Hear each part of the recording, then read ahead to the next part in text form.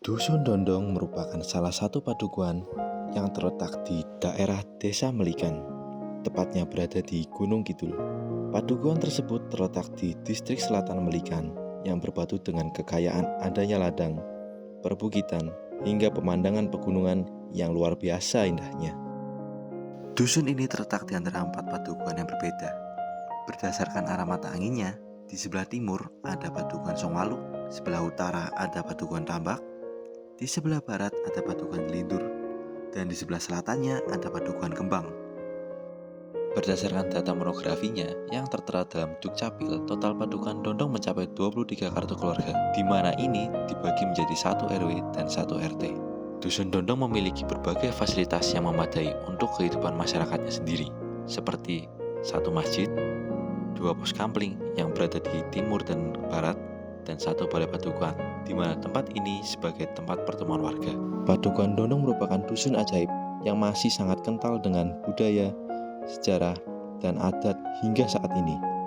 Kebudayaan itu masih mengalun di antara warganya, di mana filosofi akan adat Jawa itu masih dilestarikan hingga saat ini dari generasi ke generasi.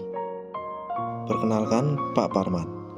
Ia merupakan salah satu figur yang sangat dikenal oleh masyarakat Dondong. Di Dondong ini ada 2 tempat yang dinamakan Tunggon. Yang di sebelah timur laut itu namanya Eyang Wongsayuda, yang di sebelah barat laut itu namanya Eyang Tilisono, Eyang Semi, So Eyang Sariem. Nah, 2 tempat ini memang mempunyai kekuatan yang luar biasa. Contohnya memang tidak sembarangan. Untuk orang yang masuk di Dusun Dondong, kalau orang itu nanti akan bertindak yang tidak benar, misalnya mencuri dan lain sebagainya, khususnya memang Dusun Dondong tidak bisa dicuri. Kemudian setelah itu dan di samping itu, memang padukuhan Dondong disebut padukuhan yang ajaib. Apa sebabnya? Karena sesuai dengan petunjuk dan wewarah dari orang tua dulu, bahwa kemiringan dari wilayah Dusun Dondong ini kemiringannya ke barat. Dan air yang mengalir, air hujannya, setiap hujan redengan itu menyatu, tidak mencar ke arah yang lain. Jadi jalannya air itu juga membuangnya air dari padukuhan Dondong itu ke barat. Itu memang tidak semua padukuhan seperti itu. Memang itu merupakan suatu titik berat bilih Dondong itu memang termasuk dusun ajaib. Untuk yang Wongsayuda itu adalah cerita Eyang Romalsono, itu adalah prajuritnya Sang Bernyowo atau Raden Mas Said. Tetapi kalau yang Tilisono Semi Sariem itu ceritanya orang Kajiman, karena sudah beratus-ratus tahun dia teteki atau dia istilah Jawane itu pategeni, akhirnya dia itu muspro, ilang saragane. Itu disebut muspro atau mokso. Maka tempat itu menjadi tempat yang keramat, tidak sembarangan itu sama orang-orang itu. Maka sampai sekarang pun memang diadakan penghormatan dengan cara diadakan rasulan dan sebagainya. Lalu, dilihat dari sumber pendapatannya, warga Dusun Dondong memiliki beragam jenis kegiatan untuk mencukupi kebutuhan hidupnya. Kegiatan-kegiatan tersebut meliputi beternak, bertani, berdagang, hingga berwirausaha. Selain itu, jika dilihat dari aspek demografisnya, secara keseluruhan warga Dusun Dondong menganut agama Islam, sehingga banyak nilai syariat yang masih dijunjung dengan baik. Rasa kekeluargaan antara warga Dusun Dondong dapat dilihat dari berbagai aktivitas atau kegiatan yang sering kali mereka lakukan secara bergotong royong. Hal ini dilakukan untuk menjalin, mempererat, dan mempertahankan silaturahmi satu sama lain, seperti arisan bapak-bapak, arisan ibu-ibu, hingga kerja bakti. Dusun Dondong, dusun istimewa yang menjunjung akan nilai-nilai sejarah, filosofi, dan kehangatan.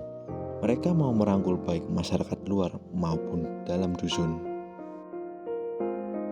Dusun kecil dengan manusia-manusia yang hebat, itulah Dusun Dondong.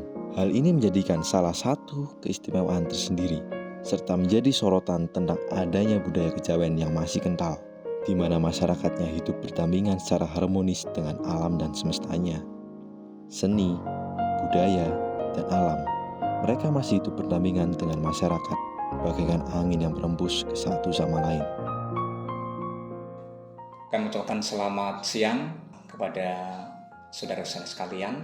Saya sebagai PLT Dukuh Ndondong dalam kesempatan ini ingin menyampaikan beberapa hal terkait dengan kondisi yang ada di wilayah Padukan Ndondong. Kebetulan pada saat ini kita Padukan Ndondong sebagai lokasi adanya KKN Universitas Sanata Dharma di kelompok 129 Melian 4. Dengan demikian kami sangat berterima kasih kepada Universitas Sanata Dharma, dan selanjutnya kami berharap untuk Padukan Ndondong ke depan setelah masuknya KKN, saya berharap Padukan Ndondong ada nilai tambah yang menyeluruh, baik itu di sisi pembangunan, baik pembangunan mental, pembangunan fisik, dan tidak kalah pentingnya adalah sosial kemasyarakatan. Dengan bermodalkan sikap gotong royong yang masih tinggi, kemudian kebudayaan yang masih kental, sehingga kami meyakini Padukan Ndondong ke depan akan lebih maju.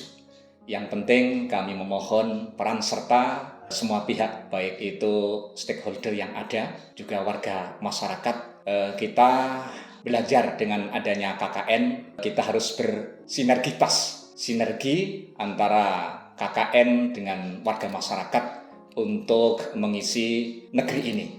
Kami terima kasih sekali kepada Mas Fren dan Mas Vin, juga Mas Galang dan kawan-kawan yang selama ini telah berbaur dengan warga masyarakat untuk menggali potensi-potensi yang ada. Memang potensi yang ada di wilayah Padukan Ndondong, walaupun memang wilayah administrasinya hanya cukup sempit dan bahkan penduduknya kurang lebih ada 23, dan untuk jiwanya memang minim, ada sekitar 66. Tetapi kami meyakini walaupun sedikit, kami cukup berbangga hati. Potensi yang harus dikembangkan banyak sekali, baik itu SDM maupun SDA yang ada. Yang jelas kami berharap seusai adanya KKN Universitas Sanata Dharma ini, Padukan Ndondong akan tetap maju, baik itu di sisi pembangunannya, sisi kemasyarakatan, dan sisi sosialnya. Untuk itu kami berterima kasih. Kami berharap ada sebuah slogan Ndondong, itu kalau istilah Jawanya adalah dungane ndayani ngawret.